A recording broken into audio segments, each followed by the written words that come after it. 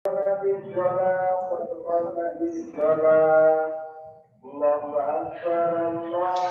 bismillahirrahmanirrahim. Assalamualaikum warahmatullahi wabarakatuh. Waalaikumsalam warahmatullahi wabarakatuh.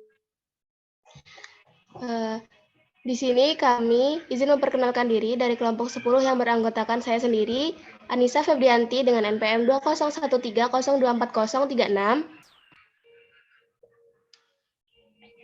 Saya Sylvia Julianti dengan NPM 2013024014. Saya Alzalista Putri dengan NPM 20130240060.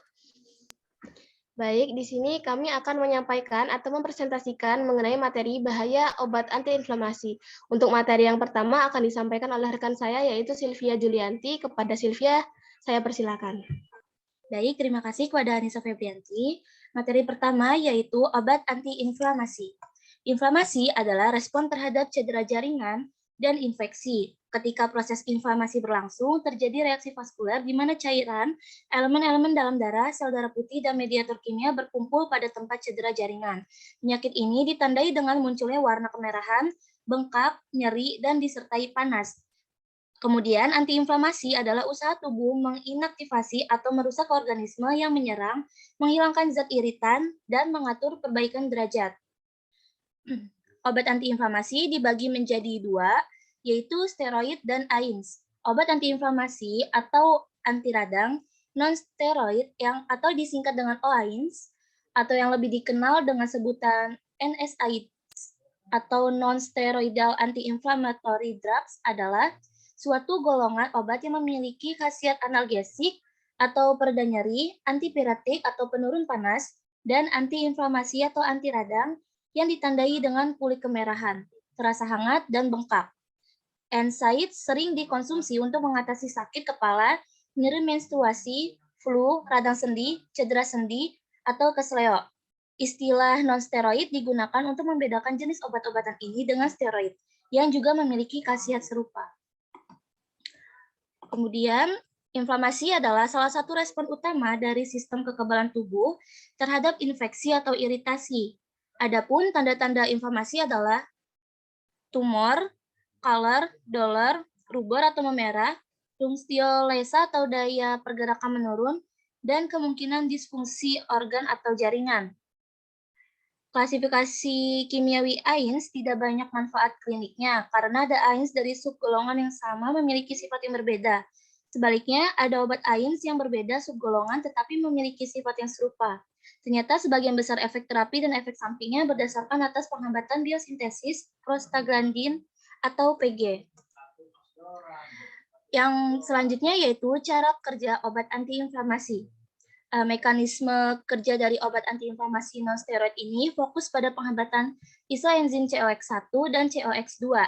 Enzim siklosigenes ini memiliki peran dalam mendorong proses pembentukan prostaglandin dan tromboksan dari asam arakidonat. Biasanya bersamaan dengan inflamasi atau peradangan akan muncul demam dalam berbagai skala. Demam ini adalah reaksi alami tubuh terhadap peningkatan kerja sistem imunitas dalam melawan peradangan. Obat NSAID akan bekerja dengan cara memengaruhi hipotalamus dalam merespon sinyal dari interleukin dalam menginduksi suhu tubuh. Biasanya, cara yang dilakukan untuk menjalankan fungsi antipiretik adalah dengan mendorong aliran darah menuju perifer dan memicu tubuh berkeringat untuk mengadaptasi suhu tubuh tinggi kembali turun. Kemudian ini merupakan gambaran dari mekanisme kerja antiinflamasi non-steroid. Bisa dilihat dari layar yang ada. Nah, kemudian obat antiinflamasi juga ada yang bergolongan steroid. Obat ini merupakan antiinflamasi yang sangat kuat karena obat-obatan ini menghambat enzim fosfolipase A2 sehingga tidak akan terbentuk asam arakidonat. Dengan tidak terbentuknya asam arakidonat, maka prostaglandin atau COX-2 juga tidak akan terbentuk. Senyawa steroid adalah senyawa golongan lipid yang memiliki struktur kimia tertentu. Ia memiliki 3 cincin sikloheksana dan 1 cincin siklopentana yang dihasilkan secara alami oleh korteks adrenal tubuh yang dikenal dengan senyawa kortikosteroid. Kortikosteroid sendiri berdasarkan aktivitasnya dibedakan menjadi glukotiroid dan mineralokortikoid. Nah, glukokortikoid ini memiliki peranan dalam metabolisme glukosa atau kortisol atau juga hidrokortisol. Sedangkan mineralokortikoid memiliki fungsi retensi garam. Obat antiinflamasi steroid dapat menyebabkan terhambatnya ATP sehingga pertumbuhan otot dapat terhambat. Lalu, yang selanjutnya ada farmakokinetik dan farmakodinamik. Nah, interaksi obat farmakokinetik terjadi ketika terdapat perubahan respon obat pada fase absorpsi, distribusi, metabolisme, dan ekskresi. Interaksi tersebut dapat menyebabkan penurunan atau peningkatan konsentrasi obat dan pasien dengan terapi antihipertensi tunggal maupun kombinasi. Pada interaksi obat secara farmakodinamik, interaksi yang terjadi antara obat-obat yang memiliki efek farmakologi yang serupa atau sinergisme atau yang berlawanan yang disebut antagonisme. Interaksi tersebut dapat bersifat potensiasi atau antagonis satu obat terhadap obat lainnya, sehingga mampu memicu timbulnya kegagalan terapi bahkan juga hingga efek toksik. Mekanisme dan sifat dasar AINS, obat analgesik atau antiinflamasi non-steroid, merupakan suatu kelompok sediaan dengan struktur kimia yang sangat heterogen, di mana efek samping dan efek terapinya berhubungan dengan kesamaan mekanisme kerja sediaan ini pada enzim COX. Nah, mekanisme kerja ini berhubungan dengan biosintesis PG, mulai dilaporkan pada tahun 1971 oleh Vane dan kawan-kawan yang memperlihatkan secara in vitro bahwa dosis rendah aspirin dan indometason menghambat produksi enzimatik PG, di mana juga telah dibuktikan bahwa jika sel mengalami kerusakan, maka PG akan dilepas. Namun demikian, obat AINS secara umum tidak menghambat biosintesis leukotrin yang diketahui turut berperan dalam inflamasi. Kemudian, AINS dikelompokkan berdasarkan selektivitas hambatannya pada penemuan dua bentuk enzim, yaitu COX-1 dan COX-2. COX-1 ini selalu ada di berbagai jaringan tubuh dan berfungsi dalam mempertahankan fisiologi tubuh seperti produksi mukus di lambung. Tetapi sebaliknya, COX-2 merupakan enzim inducible yang umumnya tidak terpantau di kebanyakan jaringan, tapi akan meningkat pada keadaan inflamasi atau patologi. AINS yang bekerja sebagai penyekat COX akan berikatan pada bagian aktif enzim, pada COX-1 atau COX-2, sehingga enzim ini menjadi tidak berfungsi dan tidak mampu merubah asam arachidonat menjadi mediator inflamasi prostaglandin. AINS yang termasuk dalam tidak selektif menghambat sekaligus COX-1 dan COX-2 adalah ibuprofen, indometasin, dan naproxen. Untuk materi selanjutnya akan dibacakan oleh teman saya yaitu Alza Agista Putri. Untuk Alza dipersilakan. Baiklah, terima kasih Silvi. Saya lanjutkan. Yang selanjutnya ada dosis obat antiinflamasi non-steroid. AINS tersedia dalam bentuk sediaan tablet, kapsul, supositoria atau tablet yang dimasukkan ke dalam anus, krim, gel, dan injeksi. Pemberian bentuk sediaan ditentukan oleh indikasi medis yang dilakukan berdasarkan pertimbangan dokter. Untuk mengatasi nyeri dan peradangan ringan hingga menengah, dapat menggunakan obat AINS yang bentuk tablet. Obat AINS yang dibeli tanpa resep dokter hanya efektif untuk digunakan dalam waktu pendek. Penggunaan obat AINS tanpa pengawasan dokter akan meningkatkan resiko terjadinya efek samping. Next.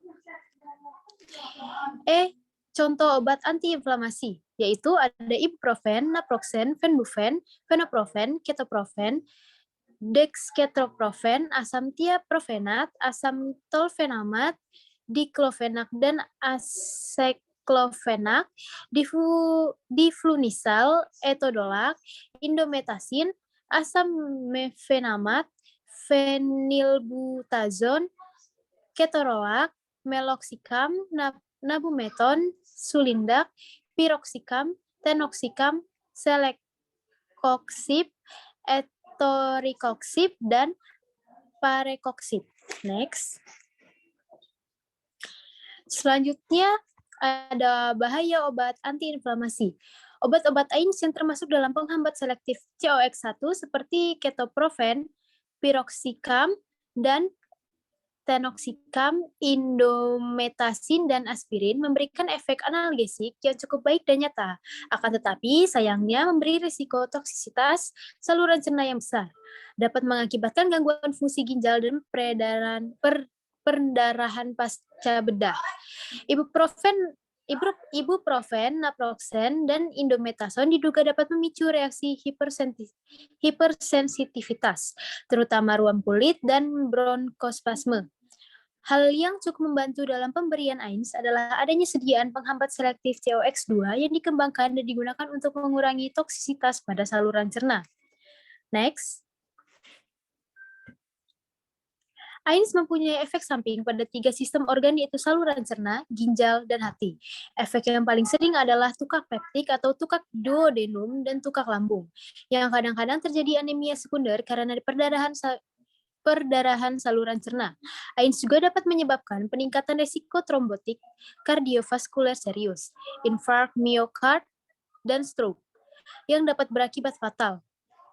Penggunaan OAINS dapat menyebabkan inhibisi COX juga menyebabkan kerusakan mitokondria. Fosfolipid pada permukaan membran sel dirusak secara langsung oleh OAINS. Akibatnya terjadi kerusakan mitokondria yang akan menyebabkan berkurangnya pembentukan energi dalam sel dan terbentuknya radikal bebas yang mengakibatkan kegagalan integritas sel dalam pertahanan diri dan meningkatkan permeabilitas terhadap benda asing. Next. Efek samping lain adalah gangguan fungsi trombosit akibat penghambatan biosintesis tromboksan A2 yang berakibat bertambahnya panjang waktu pendarahan. Penghambatan biosintesis PG di ginjal menyebabkan gangguan homeostasis. Efek samping lain termasuk reaksi hipersensitivitas, terutama ruang kulit, angioderma, dan bronkospasme. Sakit kepala, pusing, vertigo, gangguan pendengaran seperti tinnitus, fotosensitivitas, dan hematuria. Juga terjadi gangguan pada darah AINS dapat menyebabkan munculnya hipertensi biru atau hipertensi baru atau memperberat hipertensi yang sudah ada, yang dapat berakibat pada peningkatan efek samping kardiovaskuler. AINS dapat menurunkan efek antihipertensi tiazid atau diuretik kuat. Pengguna AINS juga harus dihindarkan selama kehamilan, kecuali manfaat pemberian obat melebihi risiko yang dapat ditimbulkan. AINS dikaitkan dengan risiko terjadinya penutupan ductus arteriosus janin dan kemungkinan hipertensi pulmoner yang menetap pada bayi baru lahir. Juga dapat menunda bermulanya persalinan dan memperlama proses persalinan. Next. Obat antiinflamasi, baik yang bersifat non-steroid maupun steroid, dapat menyebabkan terhambatnya pertumbuhan otot. Dalam penggunaan obat antiinflamasi non-steroid untuk mengurangi rasa sakit akibat pembentukan massa otot atau hipertrofi otot, obat antiinflamasi menyebabkan terhambatnya produksi enzim tromboksan atau COX-1 yang berperan dalam hipertrofi otot. Sedangkan dalam obat antiinflamasi steroid, karena sifatnya yang lebih kuat dalam mencegah terbentuknya asam arakidonat, mampu membuat orang yang seharusnya merasakan nyeri pada bagian otot tertentu tidak merasakan sakitnya sama sekali, sehingga mampu melakukan aktivitas secara normal bahkan berlebihan sehingga tidak memberikan waktu untuk otot memperbaiki dirinya dan menghambat pertumbuhan juga karena menghambat sintesis protein yang dibutuhkan otot untuk bertumbuh dan berkembang. Next. Selanjutnya ada G, interaksi obat antiinflamasi non-steroid. Potensi interaksi obat terjadi ketika digunakan bersama dengan obat lain, sehingga dapat mengubah cara kerja obat. Sebagai akibatnya, obat tidak dapat bekerja dengan maksimal atau bahkan menimbulkan racun yang membahayakan tubuh. Jenis obat yang dapat berinteraksi dengan AINS adalah yang pertama ada obat pencegah penggumpalan darah, misalnya aspirin dosis rendah atau warfarin. Selanjutnya ada obat untuk mengatasi kondisi autoimun, misalnya siklosporin. Selanjutnya ada obat golongan diuretik untuk mengobati darah tinggi atau hipertensi. Lalu ada obat yang mengatasi gangguan bipolar atau depresi, misalnya lithium. Lalu ada obat untuk mengobati reumatoid arthritis. Yang terakhir ada obat antidepresi golongan penghambatan serotonin atau selective serotonin reuptake inhibitor. Sekian dari saya, selanjutnya akan dijelaskan oleh Anissa Febrianti. Kepada Anissa dipersilahkan.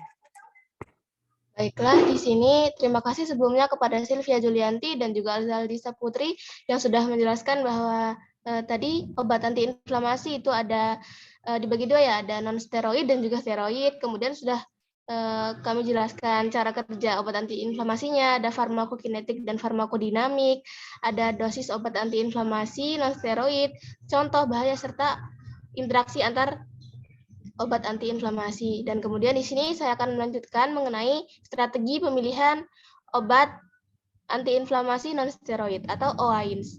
Nah, pemilihan OAINS didasarkan oleh indikasi dan kontraindikasi, sedangkan faktor lain seperti harga obat dan keadaan pasien juga harus menjadi pertimbangan. Sudah diketahui baik OAINS digunakan untuk terapi nyeri, demam, dan inflamasi. Begitu pula aspirin, dosis kecil digunakan untuk pencegahan sekunder. Penyakit kardiovaskular, bahkan golongan koksib, digunakan juga sebagai terapi adjuvan kanker kolorektal dan penyakit Alzheimer, sehingga faktor risiko dan komorbid yang mungkin ada pada pasien harus juga menjadi perhatian. Beberapa hal yang juga harus dicari atau diketahui adalah kondisi pasien dengan hipertensi, edema, gangguan ginjal, riwayat alergi juga akan menjadi bahan pertimbangan. Baik, di sini ada risiko kardiovaskular yang rendah dan juga tinggi, serta ada risiko gastrointestinal atau GI yang rendah, sedang, dan juga tinggi. Nah, untuk yang rendah ini OAINS saja, atau paling tidak OAINS ulcerogenik dengan dosis efektif rendah. Kemudian risiko kardiovaskular tinggi, serta risiko gastrointestinal rendah, yaitu naproxen ditambah PPI atau misoprostol. Kemudian risiko kardiovaskular yang rendah dengan risiko gastrointestinal yang sedang, yaitu OAINS dan juga PPI atau misoprostol. Kemudian CV atau kardiovaskular yang tinggi, GI atau gastrointestinal yang sedang, yaitu naproxen juga PPI atau misoprostol. Kemudian GI yang rendah, GI yang tinggi, mohon maaf, yaitu terapi alternatif jika mungkin atau penghambat COX2 dan juga PPI atau misoprostol. Kemudian CV yang tinggi, GI yang tinggi juga, yaitu hindari OAINS atau penghambat COX2. Gunakan terapi alternatif. Untuk keterangannya bisa dilihat, PPI itu proton pump inhibitor ya, teman-teman. Oke, boleh dilanjut.